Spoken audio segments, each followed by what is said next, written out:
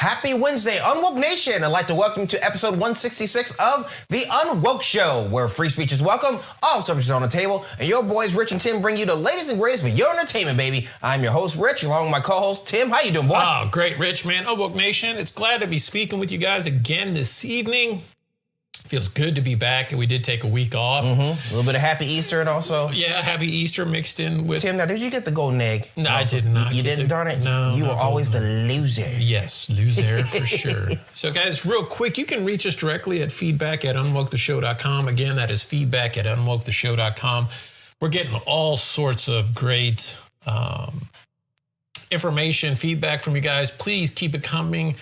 If there's a topic out there you want us to delve more into, or there are topics you feel we ought to be covering, please don't hesitate to reach out, guys. We want to continue to hear from you. We love the community. We love the audience, and we are incredibly happy to be speaking with you guys this evening. So tonight, we're kicking things off with the Cold War economy. Okay. Now, there's a word we don't hear a lot about, at least not since we were like in, third grade? Third or fourth grade. Starting to come to a rise, huh? Yeah, absolutely. So for the last 30 years, the global economy ran on one rule: make it cheaper. Okay? Cheaper labor, cheaper manufacturing, cheaper everything. Wow. And we built an entire system around that idea. Companies chased it, governments enabled it, consumers depended on it. Okay? But here's the problem. The system only works when the world is stable. Yeah. Okay? Think about that for a second, because we'll come back to that for sure.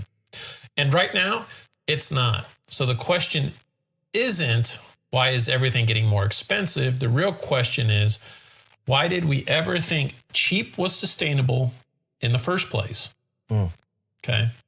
Because what we're seeing now isn't a glitch, it's a shift.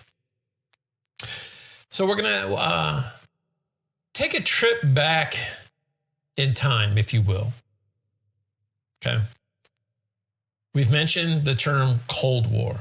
Right. I think it's only fair that we define what the Cold War was versus what it is today. Right. Okay. So back, there in our time frame, we can say the 70s, 80s, early 90s, there was this thing called the Cold War, in which it was a period of intense geopolitical, ideological, and economic tension between the United States and the Soviet Union, along with our respective allies, that lasted roughly from the end of World War II in 1945 until the collapse of the Soviet Union in 1991.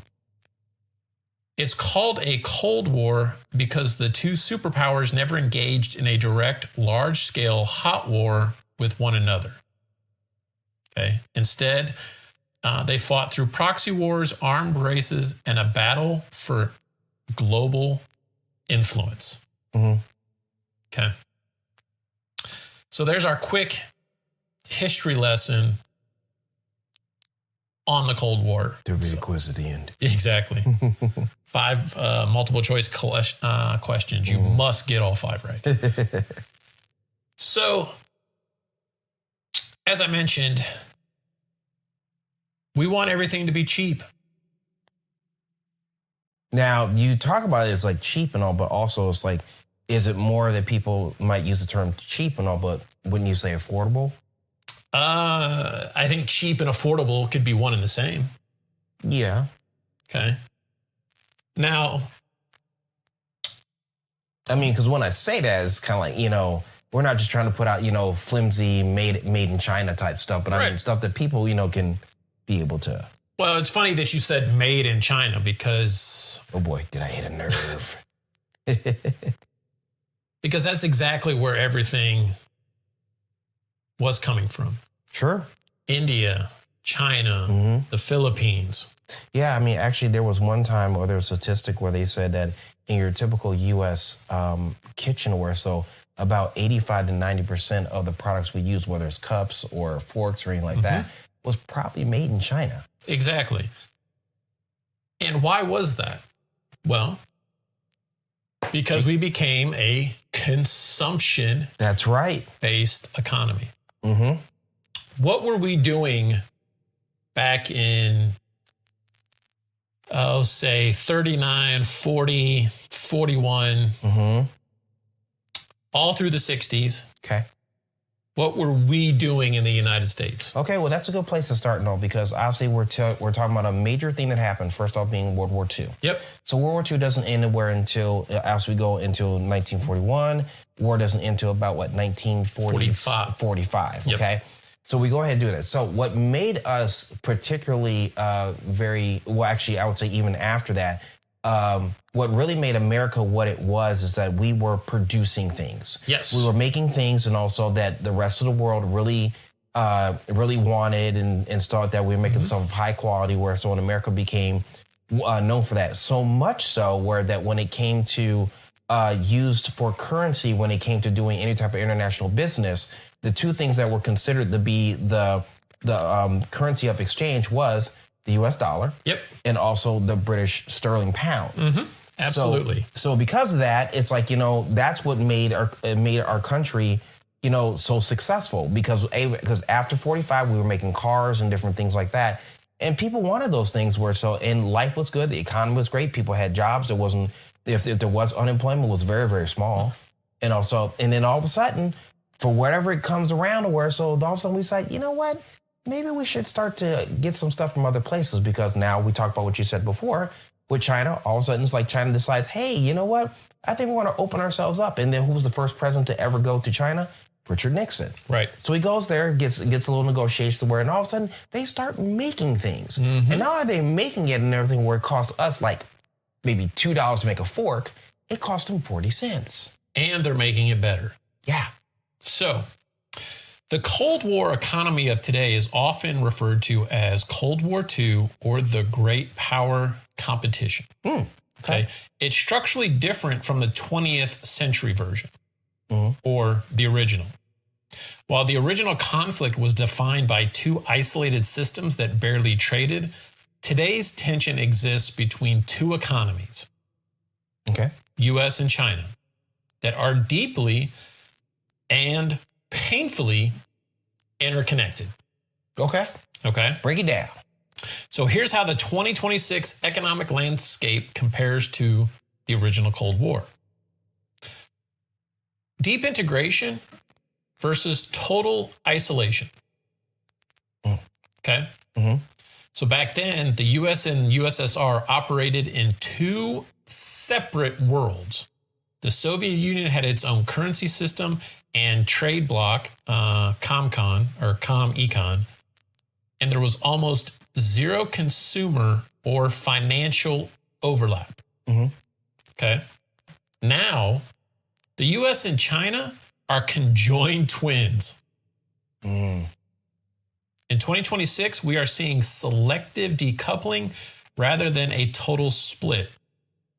We still trade in soybeans and textiles, but we are aggressively de-risking in high-tech areas like AI, semiconductors, and green energy. Okay. So now there's this weaponization of trade. Okay. What have we recently done as it relates to the weaponization of trade? And when I say we, the United States. The weaponization of trade. Yes. Gosh, we got so much stuff going on right now. Can't really think of it, Tim, so you're going to have to fill us in. I remember just seeing this board as it relates to this thing called tariffs. Okay. There's a word we haven't heard in a bit. Exactly. So in the original Cold War, the weapons were nuclear missiles. Today, the weapons are tariffs, export controls, and choke points. Well, Tim, it's like, I think especially, tariffs aren't something that's like new. It's just that we're using them a whole lot more, and especially with the Trump administration using it in not only this term, where so we used a lot of it for his last term, specifically going against China and doing that. So yeah, I can see where there's a little bit of economic warfare there. Absolutely. So tariffs, as early as 2026, the U.S. has significantly increased effective tariff rates, rising from roughly 2% to over 11% in recent years to force domestic manufacturing. What painful lesson have we learned in, say, the last 6 years? When you, here's the thing. When you're dealing with trade, things can get really, really expensive. They can get really, really expensive. I mean, even like currently, we're dealing with, a lot of people worrying about like, with gas, stuff like that. I know for myself. I mean, I just got done filling up my tank, and dude, I'm already at half. And it's like, it's just unbelievable what's going on over there. So, yeah. So what happened in 2019 and 2020? Oh, that's right. Yeah. We had the, you had COVID. That's one thing. Okay. So what did COVID expose in the United States? Well, first off, obviously, a vulnerability that we thought stuff like that would never happen. But when it came to how much we counted on products and services and goods and stuff like that, the only person where that was really doing anything was probably a guy who owns Amazon. So global supply chain took a beating. Yeah. We had ships sitting out there in the Pacific for who knows how long, which affected a lot of our infrastructure. A lot of construction companies, many construction companies had to go down. In addition to that, there were some products that we consider on a daily basis that need to be used to work for your typical family. Do you remember the whole baby formula fiasco? Yeah. And like, because that's just one of many. Yeah, oh yeah, that was one of many. But you remember that, and it was like, wow. I mean, people couldn't get formula anywhere from Walmart. So I'm gonna reread my opening. For the last 30 years, the global economy ran on one rule: make it cheaper. Cheaper labor, cheaper manufacturing, cheaper everything. Now you're going to, which goes to a previous one we had about, trying to have immigration coming in and stuff like that, being able to do those jobs. And we built an entire system around that idea. Okay? Companies chased it, governments enabled it, consumers depended on it. But then you throw something like COVID into the mix, and then all of a sudden, the system only works when the world is stable. Yeah. Okay. I get where you're going. Right? So we're chugging along. Everything is great. We as a nation are exposed because we have transitioned to what we would call a consumption-based economy. Yes. And have been for decades, man. Absolutely. So, in the midst of all of this, and we're going to take another little trip down the United States memory lane. Do you remember this thing called NAFTA? Yes. The North American Free Trade Agreement was the U.S.'s victory lap of the original Cold War. Okay. It represented the transition from a world divided by iron curtains to a world unified by open markets. Yeah. Okay. The end of history strategy. NAFTA was signed in 1992 and went into effect in 1994. With Clinton. Just 3 years after the Soviet Union collapsed. And at that time, the prevailing belief, often called the end of history, was that Western-style capitalism and democracy had permanently won. Why? The U.S. wanted to solidify a North American fortress that could compete with the rising European Union. That's the whole purpose. Yeah. So, by integrating Mexico into the U.S. and Canadian economies, the U.S. hoped to stabilize its southern neighbor, promote democracy through prosperity, and create a massive duty-free trade bloc that would prove the superiority of the free market system. So basically, you have three countries that touch borders are able to come on over without having any type of taxes, or in this particular case, duty free. Which we have a lot of our products where they would come from Mexico coming in, especially like stuff like our conditioners or generators, all those different things. In fact, vehicles. Yeah. So having that, in fact, some companies even went as far. If I remember, and I think in the state of Indiana, the one company called Carrier, I think they ended up moving their product where so down to, I think it's called Monterey. That's right. Down to Monterey, where so because they found a way for it to be cheaper, to be able to build with cheaper labor and stuff like that, but still be able to bring it across the border and still be able to charge their normal prices. So a lot of U.S. manufacturing, because remember,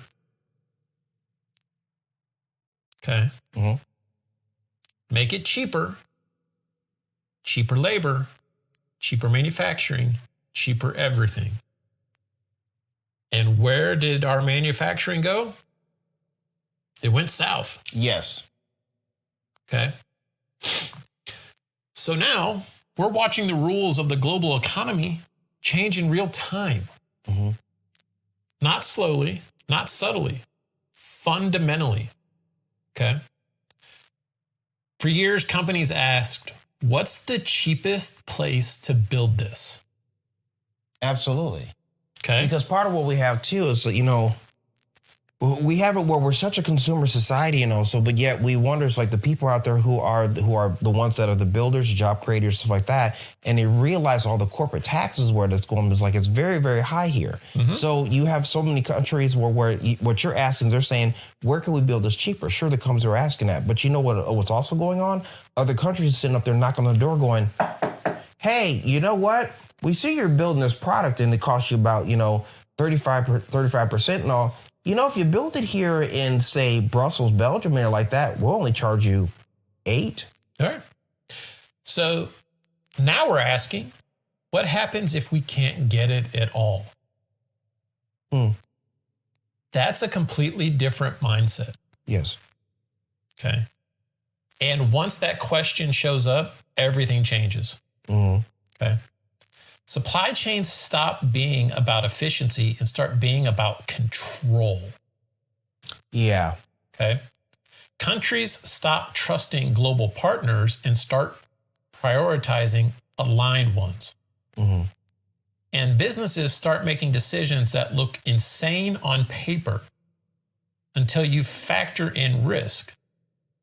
Because here's the truth nobody likes to say out loud. Cheap comes with dependency, and dependency,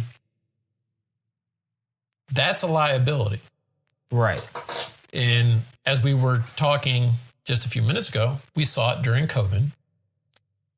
We're seeing it with global tensions, and we're definitely seeing it in tech. Yeah. Whether it's manufacturing, energy, or cloud infrastructure, the game is shifting from who's cheapest to who can we trust, and trust is expensive. Right. And even just trying to make sure that we have, as in America, where that they have good relationships and also, one thing we haven't been talking about for a while, Tim, is, and it's kind of based on, it's kind of on the backside of everything. So, because everybody's talking about Russia and Iran and stuff like that. But, one country people aren't talking about is Taiwan. So, a quick history lesson there. I believe it is about 95% of the world's semiconductors come out of Taiwan. Okay. the U.S. had its oh shit moment. Yeah. Going all the way back to COVID. Mm-hmm. Okay. When we realized we were way too dependent on other nations for all of our goods and services. Yeah. Okay. Obviously, Trump is an isolationist in most respects, right? Okay. Mm-hmm.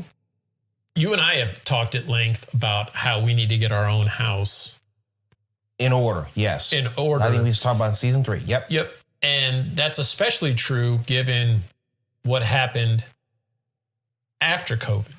Mm-hmm. We stopped relying on ourselves and we were relying on everybody else. Right. Okay. So then in that respect, the notion of being able to build stuff again and manufacture stuff here, in theory, always sounded great. What's the problem with that? It's expensive. 1, it's expensive. 2, brain drain. Well, that's true. Because one thing we're learning, there's 2 things that are going on. So for the last 10 years, we've dealt with a lot of situations where there's been promotion amongst the education system, talking about how a lot of kids are not into the sciences. That's computer science and different things like that. Right. The ones who are interested in don't even live here. So what they do is they come over from their particular country home, spend 4, 5, 6 years and everything getting education, and then they take it back to their own country. So therefore, we have this brain drain that goes on. So what has happened is the United States as a country lost its way when it came to manufacturing. Right. Okay. Now you have the Apples of the world who are saying, I would love to build an iPhone here in the United States, but U.S. consumers are not going to pay $3,000 for an iPhone. And that's true. Right. That's very, very true. Okay. So if I can build it in Japan, Taiwan, other foreign markets at significantly reduced rates and then turn around and yes, I'm going to pay an import fee or a small tariff on top of that. And then I'm going to tack that onto the price of an iPhone. And I'm going to jack that up by 40%. I'm still coming out ahead. Right. But if I am the Apples, the Intels of the world, the General Motors, the Fords of the world, the cost to educate, ramp up, and build out is really cost prohibitive. Let's take something as basic as steel. Yeah. Yeah. Aluminum. We put huge amounts of tariffs on who? Canada. Because of all of the aluminum and wood and steel that we were importing from them because it was cheaper to get it someplace else versus making it. Put on a truck rather than a boat. Exactly. Therefore, it's cheaper. Absolutely. So now we're painting this picture, right? You kind of getting the idea of where we're going, what this really means, right? Yep. So what's the end result here? Because we're paying for it at the pump. We're paying for it in other goods and services. We're paying for it in inflation, right? This isn't just about economics anymore. Okay? It's about control. Yeah. We went from, I have my toys, your toys are cool, do you like my toys? Hey, why don't we all hang out and share each other's toys and everything? This is going to be fantastic. I had to laugh a little bit because it made me think about, in the beginning of the Trump administration, and also if you remember the little 6-year-old bickering that we had between him and President Xi of China. Yep. And says, hey, you know what? Well, then I'm gonna move my tariff to 127. Oh yeah? Well, we're over here in Shanghai where we're gonna move it to 150. Oh yeah? Well, I'm gonna move it to 175. Exactly. It's like, and it's a back and forth, and nothing got done. So, but yeah, I agree. There's a lot of, it's economic war now. And also by using tariffs, as we know in our own country, and trying to figure out, I mean, sure, everybody wants to like, hey, we're opening a brand new market to you. Sure, we want you to pay a little bit of something. But I would think, and maybe you agree with this or not, Tim, but just being able to have it where, we can both consider it to be fair, so. Ooh, fair is a dangerous word. Well, that is true, man. That's true. So, for decades, we optimized everything for efficiency, okay? And ignored what we were giving up in the process. Now we're correcting that. And is it messy? Yeah. It's more expensive. I think we both agree it's less efficient. Yeah. Okay. Probably feels like things are breaking. But they're not breaking. They're being restructured. Okay? The Cold War didn't come back with tanks and missiles. That's obvious. Right. It came back through supply chains, trade decisions, and economic pressure. And whether we want to realize it or not, we're already living in it. The only real question is, are you still thinking in the old system? Or are you adjusting to the new one? Well, I mean, I don't know. It's like people adjusting that. We definitely feel it. You would agree to that. We definitely feel it but is people fully adjusting what's going on right now? Maybe because it just sees it's such a global thing. It's, that maybe people like, we end up feeling it until it's too late, UnWoke Nation, we'd love to get your feedback at this story, guys. You can reach us at feedback@unwoketheshow.com. Again, that is feedback@unwoketheshow.com. Guys, when you reach out to us, ask yourself and ask us, we'd love your feedback. Are you still thinking in the old system?